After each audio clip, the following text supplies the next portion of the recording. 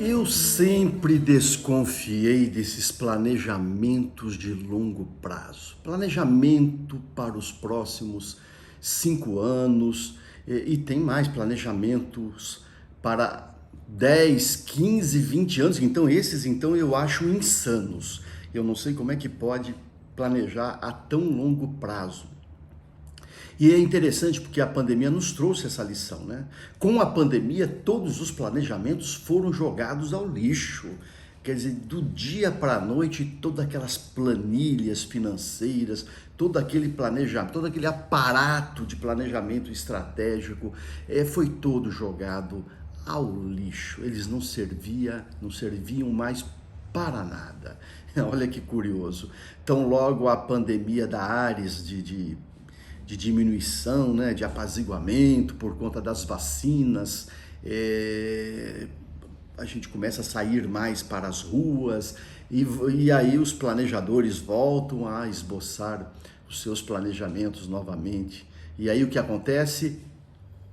Uma guerra. E com essa guerra, toca jogar ao lixo novamente todos os planejamentos, porque as coisas começam a mudar, o preço dos insumos, os custos e etc, etc.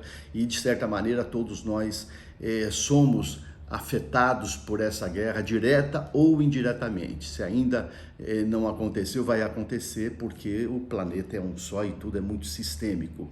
Então, conclusão: o mundo em que vivemos não merece confiança. Esse é o ponto. Então não há porquê planejar, não é? A não ser, claro, e aí é o meu palpite, porque esses planejamentos de longo prazo, por uma necessidade de controle, ou por uma forma de aplacar o medo. Existe um medo de ameaças do que pode acontecer, e normalmente esse medo é produto da fantasia de escassez. Vai faltar alguma coisa.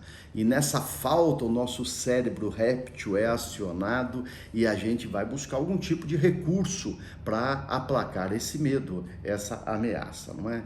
Agora, o fato é que, normalmente, quando a gente para fazer esses planejamentos e construir cenários, eles são muito cheios de ruídos.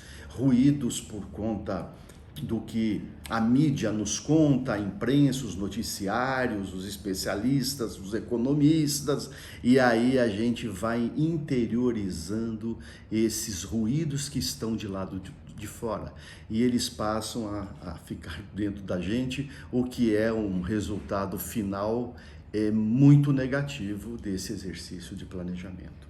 Mas você que está ouvindo deve perguntar: mas aí, não tem nada para fazer, que senão ficar agora de braços cruzados, esperando as coisas acontecerem? E eu respondo: não. Mude o verbo, substitua o verbo planejar pelo verbo preparar. Esteja preparado.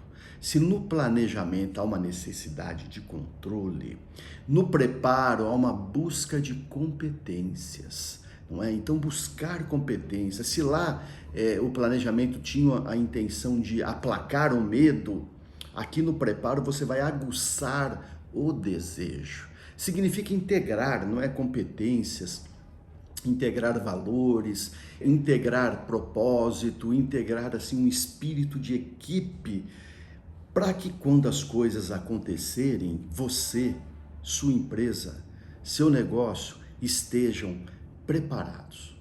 Eu vou usar uma analogia aqui. Planejar está muito em preparar o alvo, um alvo a ser alcançado, e que no final das contas tudo se resume depois numa planilha cheia de números.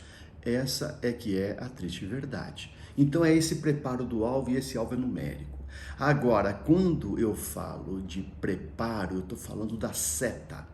A seta que pretende atingir um alvo, mas essa seta é essa integração, não é? De competências, de valores, de propósito, de espírito de equipe. É uma seta robusta, preparada para enfrentar o que possa acontecer no futuro. A mensagem é o seguinte: mais eficaz do que definir o alvo é fortalecer a seta. Agora preste atenção. Isso é importante. Se o mundo não é confiável, como eu disse, a vida é. A vida é confiável, porque existe uma ordem natural que nos conduz para o melhor. Agora, isso vai acontecer se você estiver preparado.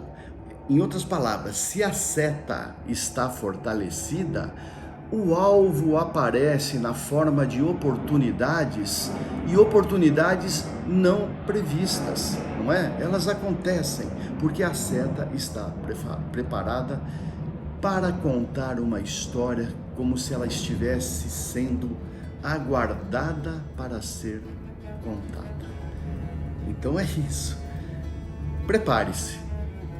Preparar-se é importante para enfrentar os novos tempos. Por aí.